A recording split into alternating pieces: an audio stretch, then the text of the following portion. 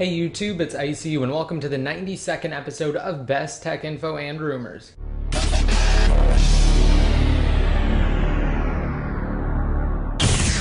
Right now, to start off, I just want to say that Apple did hold their annual Worldwide Developers Conference on Monday, and while they didn't unveil the next generation iPhone, they had some pretty big announcements. So before I get into this, I just want to say that I did a live blog on WWDC. I'll have a link to that down below in the More Info. It has full details there, and I'll also link you guys to my complete and in-depth iOS features and changes overview video. Now first, I just wanted to briefly go over iOS 6. Aside from various UI changes, iOS 6 introduces a new in-house mapping application developed by Apple instead of using Google Maps app that was present in iOS since its release alongside the original iPhone in 2007. Also, inside the mapping application for the new third generation iPad as well as the iPhone 4S, Apple added the ability to view the world in 3D, that is if it's supported and if it's already mapped in 3D, and they also added turn-by-turn voice guidance by Siri inside of the app. And that brings me to my next point. Siri functionality was added to the new third generation iPad, so it no longer has just dictation, now it has complete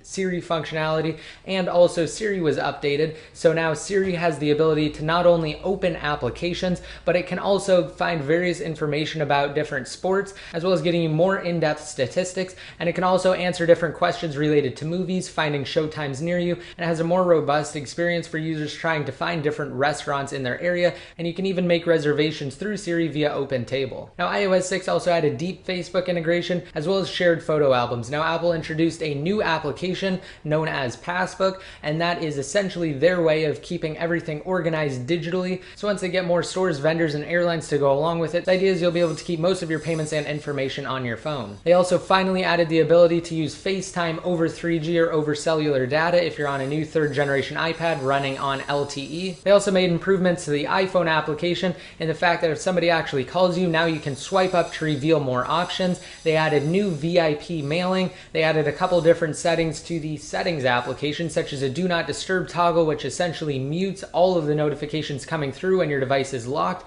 and you can even schedule it to automatically come on at a certain time. And Safari was even updated to include tabs in the cloud, so now you can view all of the pages that are on all of your other devices that support tabs in the cloud, and you can actually go to those pages if you want. And there are also some other changes, so like I said, I'll have a link to a post down below in the More Info that details most of the changes in iOS 6, and I actually have a video that gives you guys an in-depth overview of iOS 6, so I'll have links to both of those again down below. Also at WWDC, Apple revealed some more information about OS X Mountain Lion. They announced a couple of new features, and they also set a general release date as well as announcing a price tag for it. So the first major thing is dictation. Similar to how the third generation iPad started off, it won't get full Siri functionality. However, you will be able to input text via voice. So again, while it won't be able to assist you with various things, it will definitely be able to type what you dictate to it. Also, Apple announced Power Nap, which essentially will enable your Mac to do various things while it's sleeping and even more things while it's plugged in, such as grabbing new software and updating it for you. And while Apple didn't announce an exact release date, they said it should be released next month or July of 2012.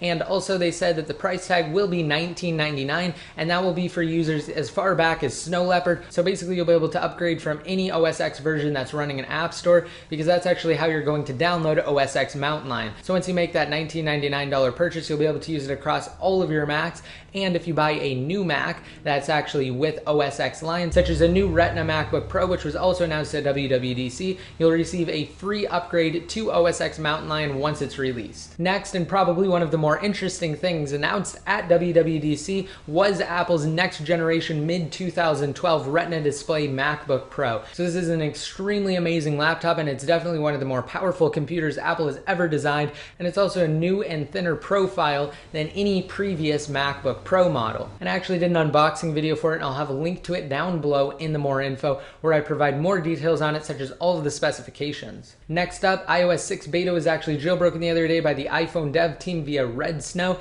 and while it doesn't actually give the user Siri functionality, it does allow them to SSH into their device. And right now it only works on the iPhone 4, the iPhone 3GS, and the 4th generation iPod Touch. So again, when you jailbreak, it's a tethered jailbreak, and you will not get Cydia, you'll just get SSH functionality, and it's primarily for developers and advanced users who know their way around SSH. And finally, 2 days ago on June 13th, Pod2G announced that Apple has successfully patched a kernel exploit that the dev teams have used in the past prior to the release of an actual firmware. So they used it for the iOS 5 beta to jailbreak it and actually get things up and running and improve compatibility support before the firmware is actually released to the public. So again, once it's released, they can get a jailbreak out, and they can also get compatible jailbreak applications and tweaks out as well. So while Apple has successfully patched it, it won't directly affect the end user. It will basically affect the developers who create the packages for Cydia. So I guess it's not too far off to say that it will indirectly affect the end user in the sense that the packages won't be updated as quickly unless they can figure out a way around it, which, as I just mentioned, they did release a jailbreak for developers on iOS 6 beta. So hopefully once they get Cydia up on it and they add a couple of other functions, developers will even further be able to increase compatibility for their various Cydia packages. Alright, now that's it for this week's episode. Let me know down below in the comment section or on Best Tech Info what you guys think about Apple's WWDC this year. Do you think they fell short, or do you think they met your expectations? Again, just leave your responses below or on Best Tech Info. Also, don't forget to rate this video up if you liked it, and hit that subscribe button to be notified every time I release new videos. And to be updated more often, just be sure to like me on Facebook, follow me on Twitter, and add me to one of your circles inside of Google+. And until next time, this is ICU, signing out.